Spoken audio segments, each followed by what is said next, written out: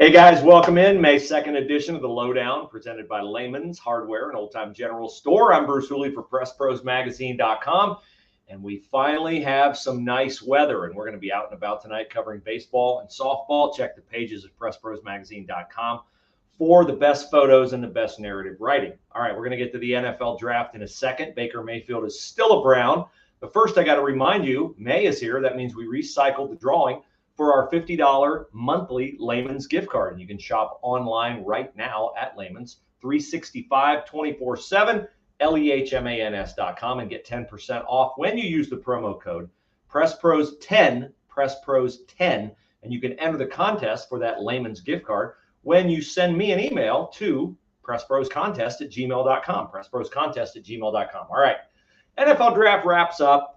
Ohio State had 6 guys taken. They had 10 taken a year ago. No secondary guys and no corners. I think that tells you something about the Buckeye defense a year ago. They've had, I think, 7 first-rounders taken in the secondary in about the last 7-8 years. So secondary not up to snuff a year ago. Defense not up to snuff a year ago. That's why Jim Knowles is here to coordinate the defense to the tune of $2 million per year. What about the Browns? What about the Bengals? Well, let's start with the Bengals. Thought they had a really good first day. Cam Taylor-Britt, I like help for the secondary. I like Zach Carter out of Florida, help for the defensive line. I really like Daxton Hill. It's a value pick late in the first round for the Bengals. Classic example of best player on the board. So they helped the defense. That's where they needed the help. They bolstered the offensive line in free agency, and they picked up a big interior offensive lineman from North Dakota State at the start of round 4, I believe. So Bengals going for value, and I think they got that value. And I think the Bengals have done very well in the draft lately. If you look at some of their young players, not just Joe Burrow, not just Joe Mixon, not just Jamar Chase, the guys they take at the very top of the draft, but the guys they get like T. Higgins in the 2nd round, and Sam Hubbard, I think, was in the 3rd round. I mean, the Bengals really haven't made a bad pick since Billy Price, which just did not work out for the Bengals. So Bengals, you got to trust them because their recent history is pretty good. As for the Browns, I still don't understand trading out of 44 when there are a lot of good wideouts on the board, but it worked out for them getting David Bell from Purdue. I think he's going to do very well. I do think it's unfair to David Bell to say, oh, he'll be another Donovan Peoples-Jones. Donovan Peoples-Jones is a steal in the 6th round. David Bell, I think, is a steal where the Browns got him, but I wouldn't expect him to be DPJ right off the bat.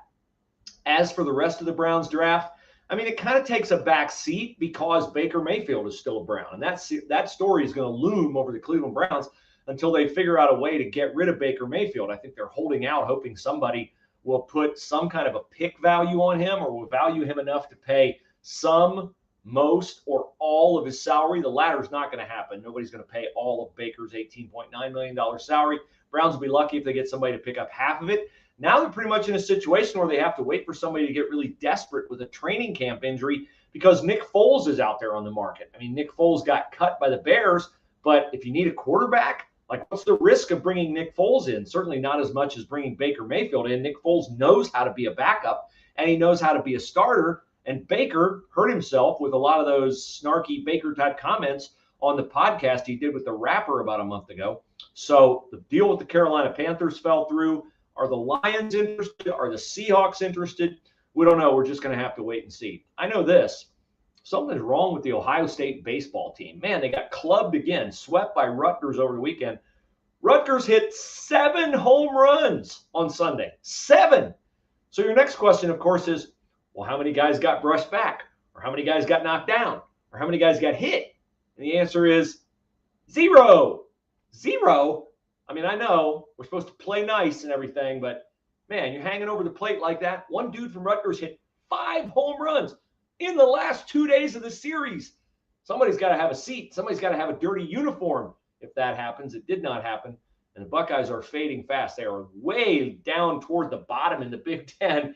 In 3 categories you don't want to be down toward the bottom of the Big Ten in, including ERA, defense, and batting average. Hard to win if that's your issues, and the Buckeyes have multiple issues. So you could read all about another come-from-ahead loss because they were up 8-3 in that game and could not get it done. We get it done every day at PressProsMagazine.com, on Instagram, Press Pros Magazine, on Twitter at Press Pros Mag, Facebook as well. Enter our contest for the $50 Layman's gift card, PressProsContest@gmail.com. Order at Layman's 24/7, 365. Use the promo code PressPros10 to get 10% off your order. And keep it locked right here for the latest on the teams you care about in Central Ohio, in Western Ohio, throughout Ohio, only at PressProsMagazine.com. Have a good one.